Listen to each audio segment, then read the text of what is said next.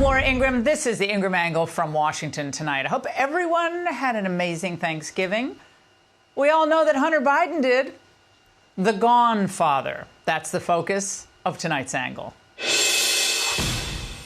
Now, Francis Ford Coppola's The Godfather 1 and 2 are generally considered among the best films ever made. They chronicled the Corleone family, the battle among the mafia clans, and the politicians and the police who gave them cover. We're all grateful to Don Corleone for calling this meeting. We all know him as a man of his word. A modest man. He'll always listen to reason. Yes, Don Barzini. He's too modest. He had all the judges and politicians in his pocket. The struggles of a wayward son.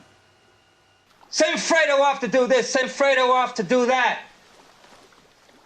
Let Fredo take care of some Mickey Mouse nightclub. It ain't the way I wanted it. I can handle things, I'm smart. Not like everybody says. Like dumb, I'm smart and I want respect. Does that sound familiar? But given what we've learned over the years about the long-term corruption and deception of the Biden family, the Corleones have nothing on them. Exactly no one on earth with a functioning brain should have been surprised by Joe Biden's Thanksgiving pardon for his son Hunter. He basically gives him 10 years. Anything you did illegal in this decade, forgiven. In January 2014 through December 2024, which is interesting because I think that's when Hunter Biden got involved with Ukrainian energy interests, Burisma, and the like. Very interesting. But wait, the naive among us say, that's not what Joe, the protector of norms and democracy, told us. Will you accept the jury's outcome, their verdict, no matter what it is? Yes. And have you ruled out a pardon for your son? Yes. I'm extremely proud of my son, Hunter. I'm not going to do anything. I said I abide by the jury decision, and I will do that, and I will not pardon him. He had like every digit, behind his back. Now, the key thing here is everyone knew that Biden was lying. Yet because they knew it would hurt Biden politically and then help Trump, the entire political media establishment pretended otherwise. He is not pardoning his son because he is living what it means to have a rule of law in this country. A presidential promise to put the law before a family, letting the world know that he will not wipe away the decision of 12 of his son's peers. Our current president of the United States has so much respect for the law that he has said he would not pardon his son. They were all enablers, and everyone here is exposed. Biden, the media, Democrat staffers.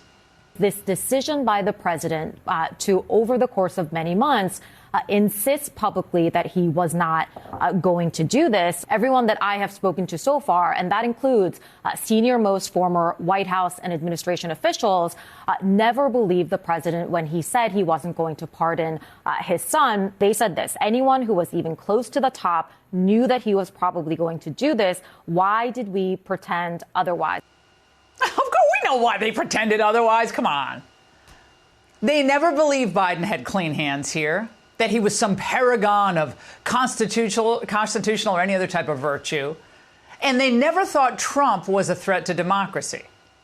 But they railed against Trump's claims that the DOJ was politicized. They called all that highly damaging to the DOJ's independence, an unfair attack on the institution that keeps us safe. And now? Does the president believe now and agree with President-elect Trump that the justice system has been weaponized for political purposes and that it needs root and branch reform? No, read the president's statement. Seriously, read the president's statement. He said he believes in the Department of Justice. He does.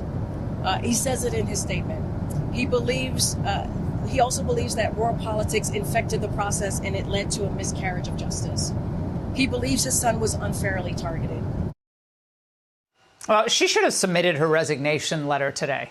And she would have, I think, if she believed what they told her to say months ago, that Biden would not pardon Hunter.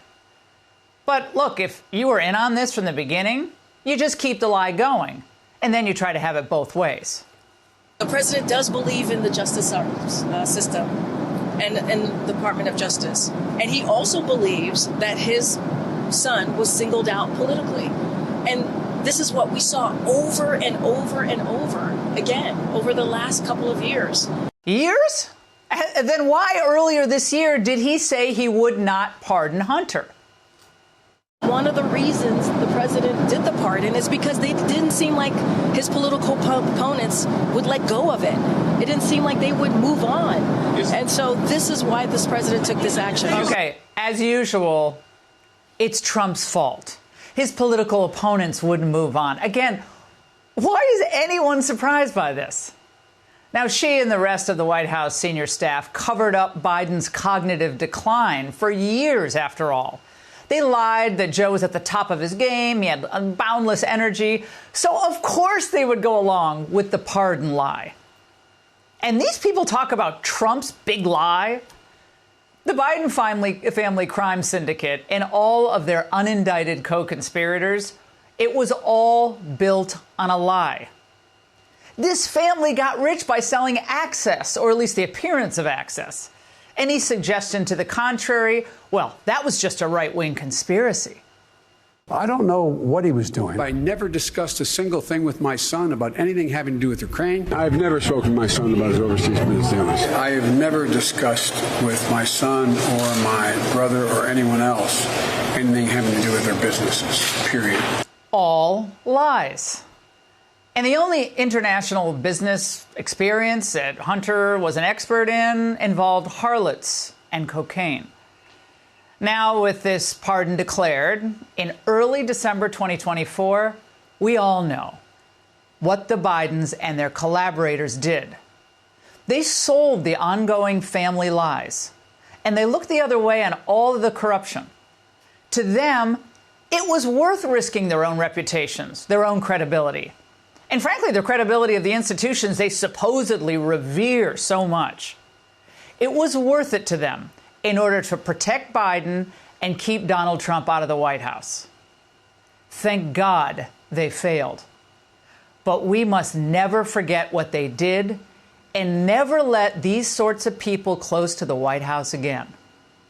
And that's The Angle. Hey, Sean Hannity here. Hey, click here to subscribe to Fox News YouTube page and catch our hottest interviews and most compelling analysis. You will not get it anywhere else.